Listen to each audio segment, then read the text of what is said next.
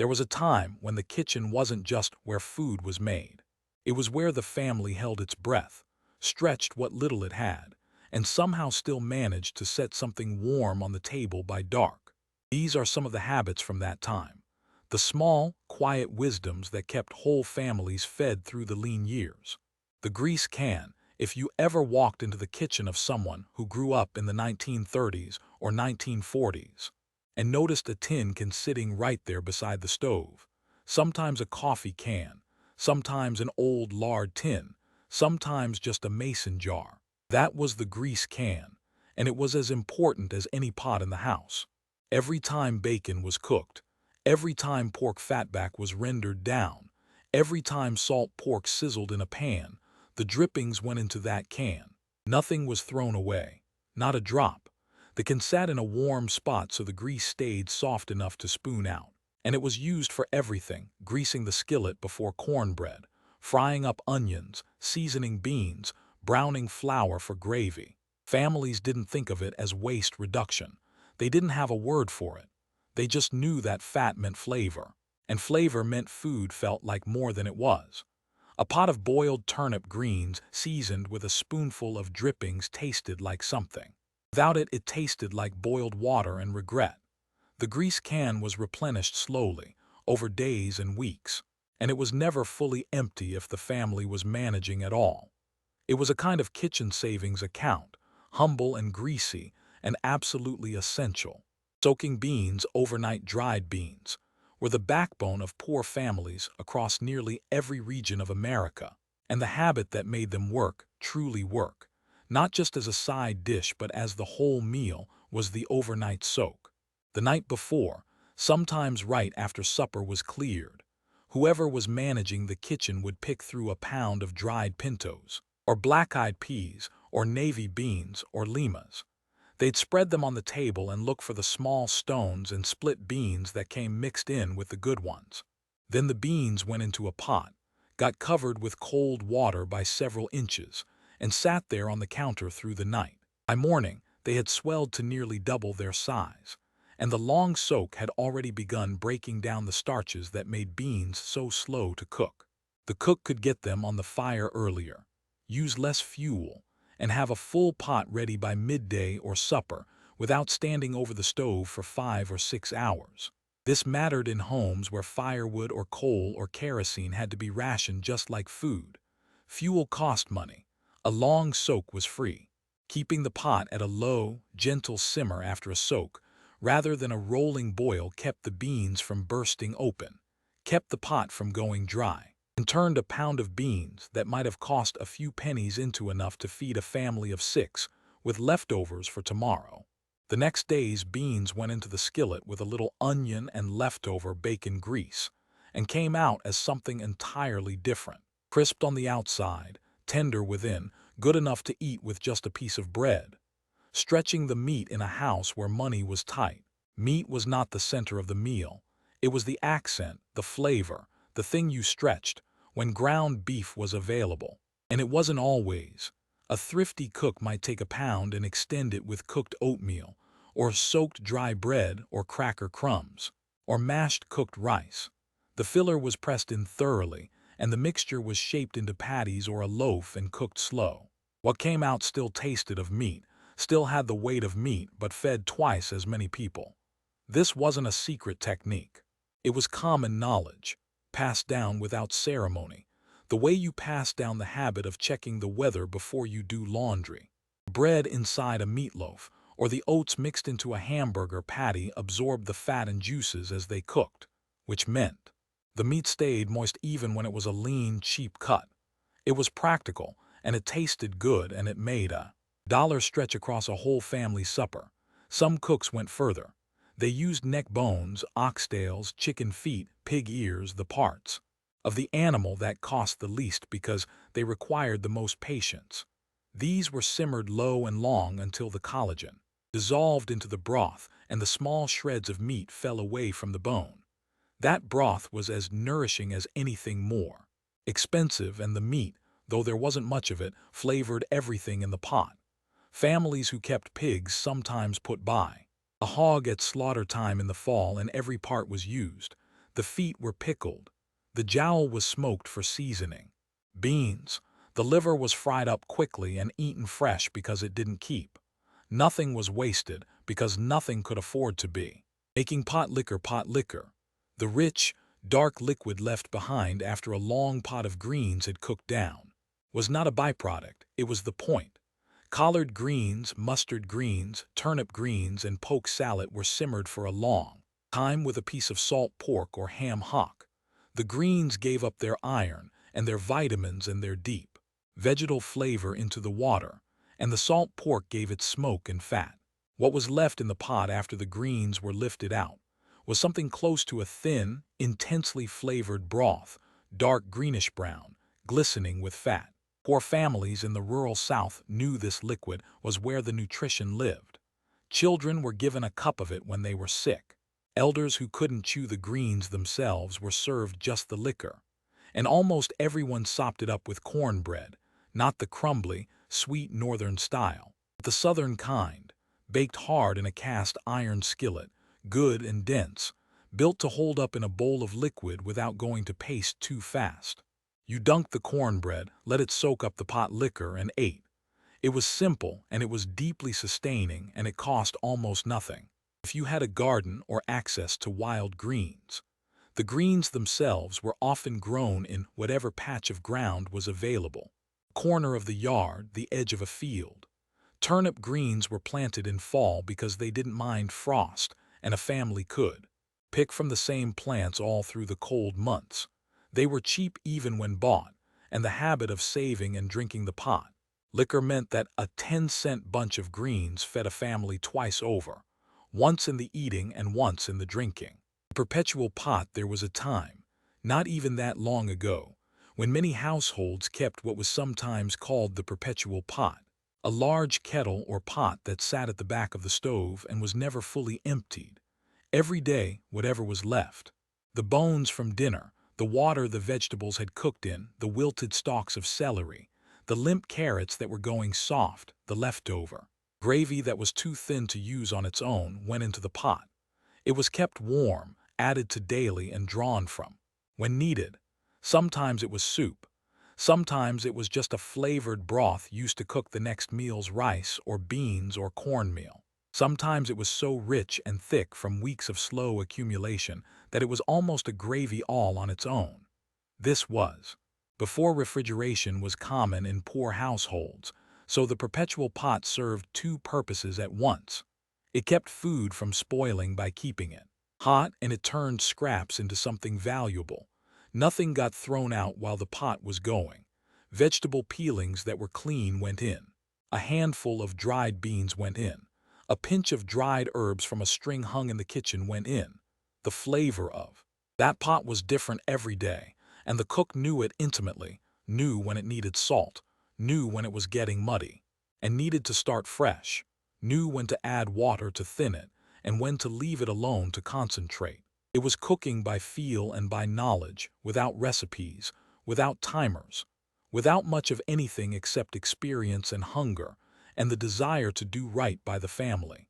Water gravy. There are people alive today who grew up eating water gravy for breakfast, and for many of them, it is still the taste they reach for when they want to feel the comfort of something old and known. Water gravy is exactly what it sounds like, and it is more than you might expect.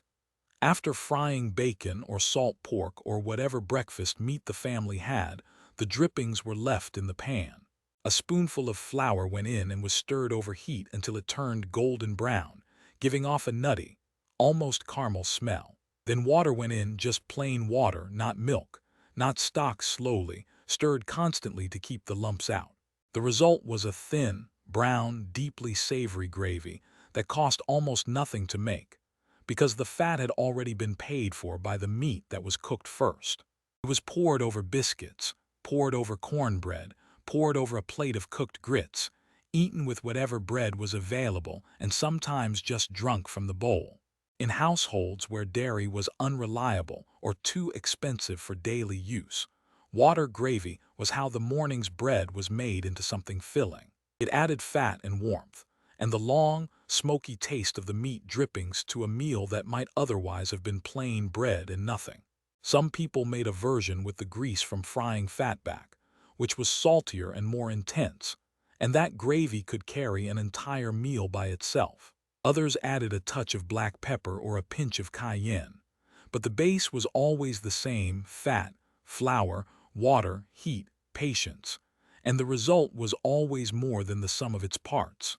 Cornmeal mush, and the art of frying it twice. Cornmeal mush is one of those foods that sounds plain until you understand the system around it, and then it becomes something quietly ingenious. The first night, a cook would make a big pot of mush. Cornmeal stirred slowly into boiling salted water until it thickened into something with the texture of soft polenta. It was eaten hot for supper, maybe with a little butter if there was butter, maybe with pot liquor poured over it, maybe with beans alongside. It was filling in the particular way that cornmeal fills you, not flashy about it, but thorough. The leftover mush was poured into a greased bread pan or a shallow dish and left to cool overnight. By morning, it had set completely firm, sliceable, cold. The cook cut it into thick slabs and fried those slabs in the cast iron skillet with a little bacon grease until both sides were golden and crisp, the outside crackling lightly when you pressed it with a fork. Fried mush tasted almost nothing like the soft mush from the night before. It was richer, more complex, with a sweetness from the browning cornmeal, and a crisp shell that made it feel substantial in a way the soft version didn't. Eaten with molasses drizzled over it, or with a fried egg placed alongside, it was a full breakfast from something that might have been discarded. The system "cook once, eat twice" ran through the whole kitchen. It applied to beans, to grains, to bread, to potatoes. The second form of a food was never considered lesser than the first. Often it was better, and families looked forward to the fried version of things the way later generations looked forward to leftovers reborn as something new. Salt pork as the foundation. Before bouillon cubes and before canned broth, salt pork was the flavor base of the American working-class kitchen. A piece of it went into nearly every savory pot that simmered on the back of the stove. Salt pork was pork fat, belly or back fat, usually rubbed heavily with salt and left to cure. It kept for a long time without refrigeration, which made it invaluable in households that had no icebox or kept it just for milk and butter. A small piece could be bought cheaply at the general store, and it lasted for weeks, doled out slowly to season one pot after another. It went into the bean pot first, almost always. It went into a pot of greens. It went into corn chowder. Sometimes it was cubed and fried out until the cubes were brown and crispy, cracklings, some called them, and those cracklings were stirred into cornbread batter, giving the bread a rich, porky depth that made it good enough to eat alone. Cooks knew how to use it carefully. Too much salt pork and everything tasted of nothing but salt. Too little and the pot was flat, unmemorable, something the family ate out of necessity rather than appetite.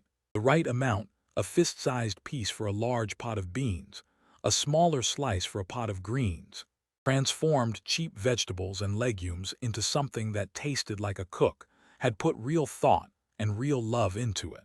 Salt pork was not glamorous. It was not celebrated the way a smoked ham was celebrated, or the way a Sunday chicken was celebrated. But it was what made the everyday cooking possible, the quiet backbone of the weekday table. Vinegar as a finishing tool. A bottle of vinegar sitting on a kitchen shelf in a poor household wasn't there for pickling alone, though pickling was certainly one of its jobs. Vinegar was a flavoring agent, a preservative, a meat tenderizer, and a way to make cheap ingredients taste brighter than they had any right to. A splash of apple cider vinegar over a plate of cooked greens made them taste more alive, cut through the heavy fat, sharpened the bitter green flavor, gave the whole dish a lift. This was not a recipe trick. It was knowledge, something that got handed down because it worked. A little vinegar in a marinade for tough, cheap cuts of meat, the shoulder, the shank, the neck, helped break down the muscle fibers over hours, so that when the meat finally hit a hot pan or a slow oven, it was tender in a way that more expensive cuts managed without any help at all. Vinegar also went into quick pickles, cucumbers, onions, summer squash, green tomatoes that were made at the end of summer and served through the fall and winter alongside heavy, starchy meals to provide contrast. A bowl of pickled cucumbers with a vinegar and sugar brine sat on the table, next to a pot of pinto beans. The way a fresh herb might sit on the table in a different kind of household. It wasn't decoration, it was balance. Mothers taught daughters to add a splash of vinegar to the water when poaching eggs, and the eggs held their shape better. They added it to pie fillings to cut sweetness. They used it to clean the cast iron skillet when soap was too harsh. Vinegar was one of those things that cost very little and worked everywhere, and kitchens that understood it were better off for it. Keeping the pantry in order, the habit of keeping a working pantry, really knowing what was in it, using it in rotation, never letting things go stale at the back of the shelf, was not a luxury practice. In families that had limited money for food, it was survival strategy.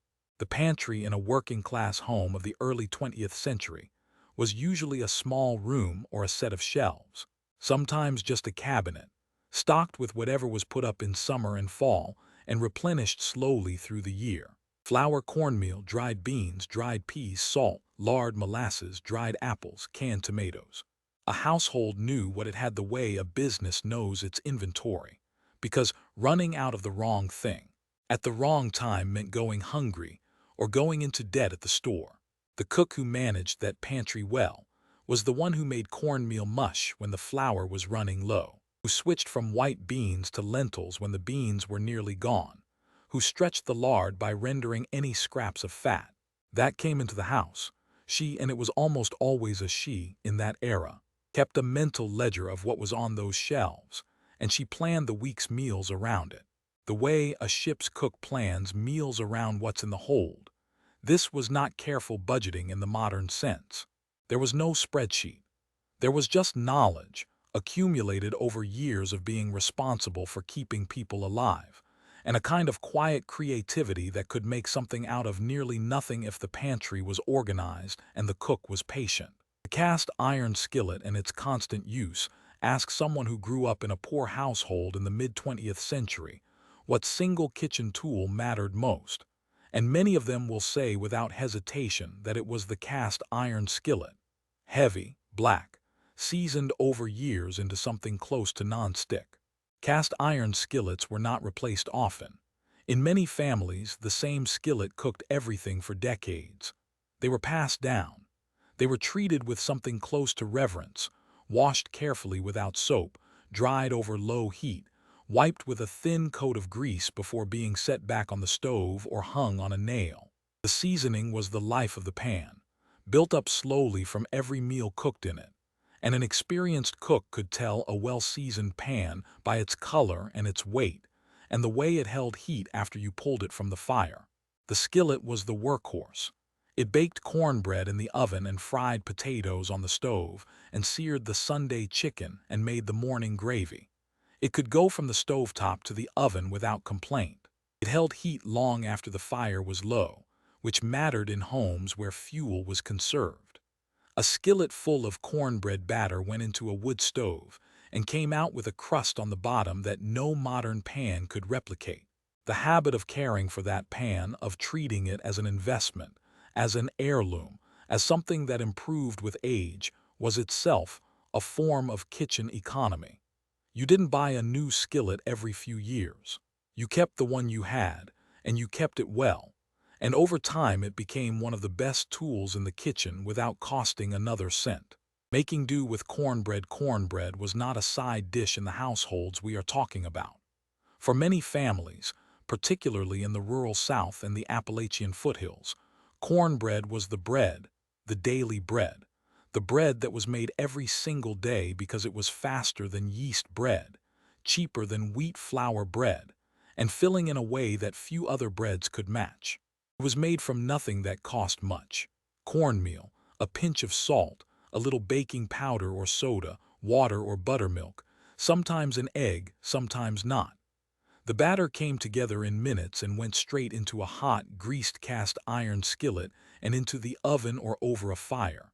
In 30 minutes, it was done, dense, golden, with a dark crust on the bottom that gave it something to hold on to. Families ate it at every meal. Leftover morning cornbread was crumbled into a glass of cold buttermilk at supper, something called cornbread and milk, or crumblin', and eaten with a spoon. It was the kind of food that crossed the line between eating and nourishment without any pretension about it. Simple, complete, honest. Cornbread crumbled over beans added texture and soaked up the liquid. Cornbread baked with crackling bits of rendered pork fat was filling in a way that went beyond calories. It felt like a meal because it was one, and nobody at the table pretended otherwise. The habit of making cornbread daily, of knowing the batter by feel rather than by measuring, of knowing when the skillet was hot enough without a thermometer. These were the small mastered skills of people for whom cooking well was not a hobby, but a responsibility. Browning flour, one of the oldest tricks in a thrifty cook's repertoire, and one that has almost completely disappeared, was the habit of dry browning flour in a cast iron skillet before using it for gravy or as a thickener. Uncooked flour added to a gravy gives it a starchy, raw taste that takes time to cook out. But if you put flour alone into a dry, heavy skillet and stirred it over medium heat, watching it carefully, it slowly shifted from white to pale gold to a deep tan that smelled of toasted grain and something close to caramel. That flour, dark and fragrant, went into the gravy pan and gave the gravy a depth and richness that plain flour simply couldn't. Cooks who did this regularly kept a small jar of pre-browned flour on the shelf, so they didn't have to do it every time a gravy was needed. It was a habit born of time and observation. Someone long ago had noticed that the flour browned in the bottom of a pan after the fat was poured off tasted better than the raw flour added later, and the habit was born from that noticing. Browned flour gravy made from drippings and water tasted like something that had been worked on, something considered. And in a household where the whole meal was economical by necessity, that depth of flavor was how a cook showed care within the limits of what was available. Lard biscuits at every meal before butter was affordable in every household, and long before vegetable shortening was common. Lard was the fat that went into biscuit dough. And biscuits, quick, reliable, made in 15 minutes, were one of the workhorses of the thrifty kitchen. The habit that made them both faster and cheaper than any bread you had to wait for was simple: make biscuits instead. No yeast, no rising time, no guesswork about whether the dough was ready. Just flour, lard, a pinch of salt, baking powder, and buttermilk or sweet milk worked together quickly, the key being not to overwork it. Patted or rolled out and cut or pinched off by hand. Lard biscuits, done right, were lighter than butter biscuits. Lard has a higher melting point and less water content than butter, which meant the small pieces of fat coated in flour could stay cold and solid longer in the oven before melting away, and when they did melt, they left behind layers. The same principle as puff pastry, though nobody in a farmhouse kitchen would have used that term. The result was a biscuit that pulled apart in flakes, that had a tender crumb inside, a slightly crisp outside, that was sturdy enough to hold gravy and light enough to eat with jam. These biscuits were made every morning. In many households, the habit was so ingrained that experienced cooks did it without measuring, just by feel. A pinch of this, a handful of that, the dough looking right when it looked right. And they were eaten at breakfast, put in a pocket for the fields, used to soak up dinner gravy, and set out again at supper with whatever was left, rendering lard at home connected to those biscuits, to the cornbread, to the water gravy and the fried mush and the seasoned beans, was the practice of rendering lard at home rather than buying it, at least when a family was keeping pigs or had access to pork fat.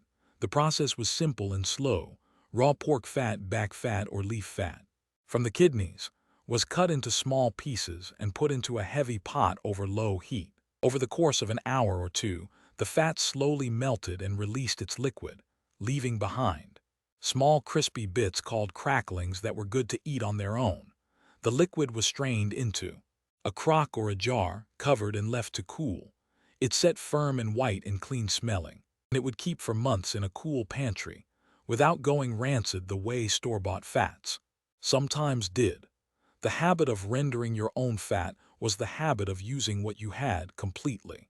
A pig slaughtered in fall gave you lard for the rest of the winter and into spring if you were careful with it. You didn't buy shortening. You rendered your own and it cost nothing. The time and patience. The cracklings that came from the rendering went into cornbread. They went into a bowl and were salted and eaten warm as a snack. They went nowhere to waste. Stretching eggs. In households where eggs were homegrown or bought carefully, eggs were stretched, not spent.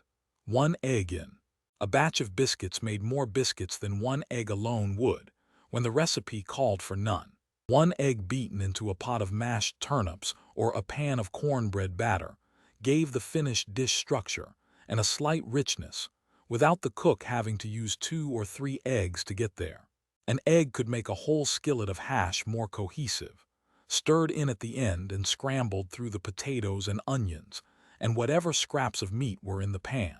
The habit of knowing what an egg could do, what it added when you used the whole thing, what it added if you used just the yolk, what it added if you used just the white whipped to stiff peaks over a pot of warm water, was the habit of someone who had learned to cook in a house where ingredients were counted, not poured. Egg drop soup in various forms appeared in many poor households across many cultures. A handful of cornmeal stirred into hot broth, and then an egg cracked and stirred in at the last minute, thickening the whole thing and adding protein at almost no cost. Egg gravy, an egg scrambled into warm drippings thinned with water, appeared on plates in homes where there was no meat for the skillet. An egg was a meal. It just required knowing how to use it, making a meal of root vegetables. Turnips, parsnips, rutabagas, beets, these were the vegetables that poor families returned to again and again in winter, not because they were particularly beloved, but because they grew in difficult soil, they were cheap when bought, and they were filling when cooked well. The habit of roasting root vegetables in a slow oven, quartered, seasoned with salt and a little fat, transformed them into something richer and sweeter than boiling ever could. The natural sugars concentrated and caramelized at the cut edges, and a pan of roasted turnips that had been in the oven for an hour emerged with a depth of flavor that felt, somehow, like more than it was. Root vegetable soups and stews were thickened not with cream or extra fat, but with the roots themselves, mashed against the side of the pot toward the end of cooking, stirred in to cloud the broth and give it body. This technique cost nothing extra and turned a thin broth into something a spoon could almost stand up in. Rutabaga, in particular, was known as the poor man's turnip.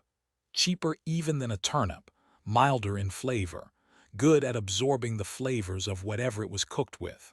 It went into the pot with beans. It was cubed and boiled with a piece of salt pork until everything was tender. It was mashed with a little fat and a pinch of pepper, and eaten as a stand-in for the mashed potato when potatoes were running low. These were not glamorous foods, and families who ate them did not romanticize them in the moment. But they provided, and in the kitchen providing was the whole point.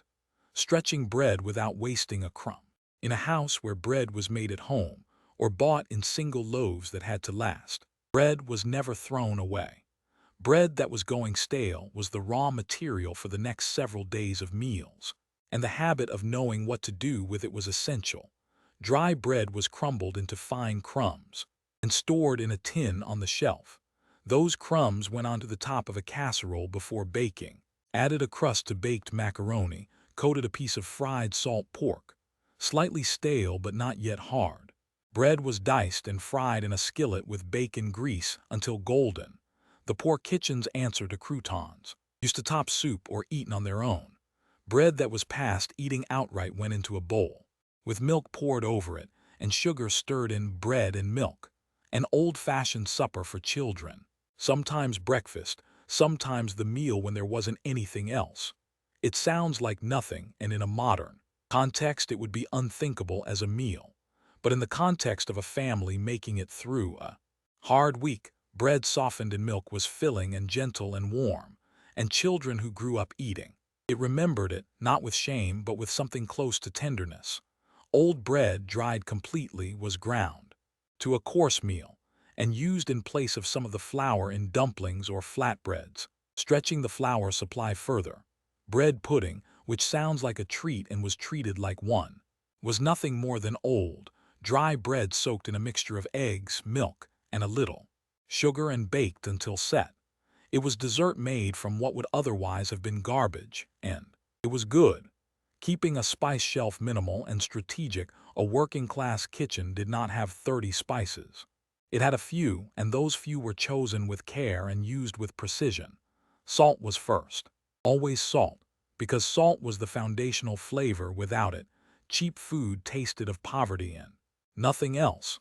Black pepper came next, added in small pinches to gravy and beans and fried potatoes. Dried red pepper flakes or cayenne appeared in households where that heat was traditional, where a pinch could wake up a pot of bland beans and make it feel seasoned. Bay leaves cost almost nothing and kept for a long time, and a single bay leaf dropped into a simmering pot of beans or a slow stew changed the whole aromatic quality of the broth. It was not identifiable as bay leaf when you tasted the finished dish. It just made the dish taste more fully like itself. Dried sage was the herb that showed up in pork sausage and in the stuffing that went into a chicken when there was a chicken to stuff, and it carried an old, earthy warmth that made even simple dishes smell like something had been invested in them. A pinch of it in cornbread batter, or crumbled into fried beans, or stirred into a bean soup, cost nothing and added a dimension that plain food rarely had. The habit of knowing these few ingredients deeply, knowing how much was right, when to add them early and when to add them at the end, knowing when a pot needed pepper, and when it needed acid, and when it needed nothing at all except more time, was the cooking knowledge. That couldn't be bought, only accumulated. It was what separated a kitchen that made the best of its limitations from one that merely endured them. The habit of tasting constantly, this is not a food in itself, but it is a habit as old as cooking, and in a poor household it was indispensable. A cook who tasted constantly knew, before the pot came off the fire, whether it needed more salt, more thyme, a splash of vinegar to brighten it, a pinch of cayenne to give it a back end. She didn't guess. She knew because the evidence was on her tongue. In households where ingredients were limited, and there was no excess to correct a mistake with, cooking without tasting was a risk nobody could afford. Too salty, a pot of beans couldn't be saved by adding more beans. There were no more beans. Too thin, a gravy was a problem, because there was no more dripping in the pan to enrich it. The cook who tasted early and often, who adjusted in small increments over the long cooking time, made the best of what was in the pot. The one who said it and forgot it might still feed the family, but the family would know the difference. This habit ran so deep in experienced cooks that it was invisible. A spoon to the lips between every other task, a moment of evaluation that looked like nothing from the outside, but was the constant recalibration of a dish in progress. It was the quiet center of every good meal. That came out of a poor kitchen. Dried apple, everything in the long gap between fresh summer fruit and spring's early harvest. Dried apples carried the sweetness across the cold months, and the habits built around them were practical and ingenious. Apples were sliced thin in late summer and dried in the sun on racks, or strung on thread and hung in the rafters of a dry room. Properly dried, they kept for months without spoiling. They were reconstituted in water overnight. The same principle as dried beans, swelling back to something close to their original size. Softened and deeply sweet with a concentrated apple flavor that fresh apples rarely approached. Dried apple pie was not a lesser version of fresh apple pie. Many old cooks argued it was better, more intensely flavored, with a filling that was jammy and dense rather than watery. The filling cooked down to a thick, spiced sauce under the pastry, and the finished pie could sit on a shelf for days without going bad, which mattered in a time when every dish was expected to last. Dried apples also went into stewed apple butter, into applesauce mixed with a little sugar and spice for children's breakfasts, into apple stack cake, a southern tradition made from thin spice cake layers spread with dried apple filling. assembled into a tall, dense cake that improved over days as the layers softened together. The whole cake was made from almost nothing, and it was extraordinary. The habit of preserving fruit in its simplest form, just drying it, just taking out the water and letting sugar and time do the rest, made sweetness available in winter without the cost or effort of sugar preserves. It was old knowledge, older than the country itself, borrowed from indigenous practice and carried forward through generations. That could not afford to let anything edible go to waste, cooking in quantity and eating in sequence. The idea of cooking something once and eating it in the same form for several days running was not laziness. It was system. A large pot of pinto beans cooked on Monday was Monday's supper with cornbread. On Tuesday, the leftover beans went into a skillet with onion and grease and were fried until they were thick and smoky and almost caramelized. On Wednesday, whatever remained was mashed into the beans and made into a filling for cornmeal cakes fried on the griddle. By Thursday, the last of it had gone into soup with whatever vegetables were available. One pot of dried beans, cooked once, fed a family across 4 different meals without feeling repetitive, because each transformation changed the texture and the flavor. The same applied to a pot roast or a boiled chicken. The first night was the thing itself. The meat, the broth, the vegetables cooked alongside. The second night was the meat shredded and mixed with the thickened leftover broth over biscuits, or mixed with the leftover vegetables into a hash. The third night was a soup made from the bones, strained and enriched with whatever was in the pantry. Cooking in quantity was also a fuel economy. One long fire that cooked a big pot was more efficient than 3 short fires that cooked 3 small ones. In households where wood had to be split or coal had to be bought, this calculation mattered. The cook who understood it worked harder at the beginning of the week and lighter toward the end, and the family ate just as well on both ends of it. Knowing your fire before gas stoves and long before electric ones, cooking over wood or coal demanded a skill that has entirely disappeared from modern kitchens: the ability to read and manage a fire. A wood-burning stove had hot zones and cooler zones. The back of the stove, directly over the firebox, was the hottest. The front was moderate. The far corners were gentle. A skilled cook moved pots around the surface the way a conductor moves musicians. The beans on a slow simmer at the back corner, the skillet with the morning eggs directly over the heat, the kettle for coffee at the edge, where it would stay warm without boiling dry. Managing the fire itself took practice. Green wood smoked and burned unevenly. Old, dry hardwood burned hot and clean. The size of the pieces determined the duration and the intensity of the heat.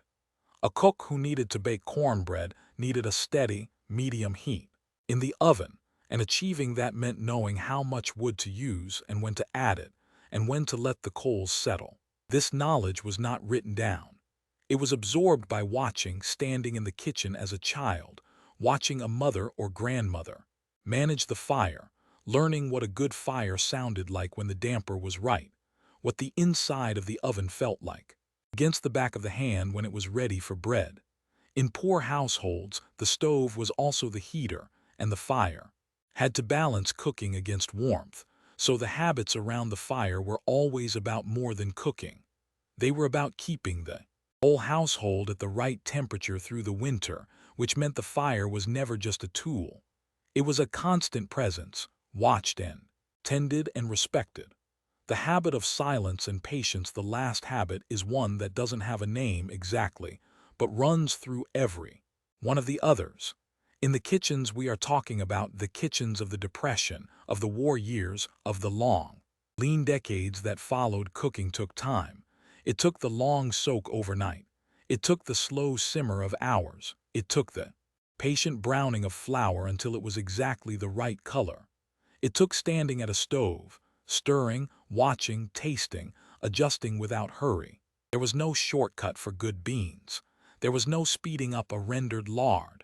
The cornbread was ready when it was ready, and the gravy thickened at its own pace. And the only skill that tied all the other skills together was the willingness to wait. Grandmothers who cooked this way were not slow because they had no other option.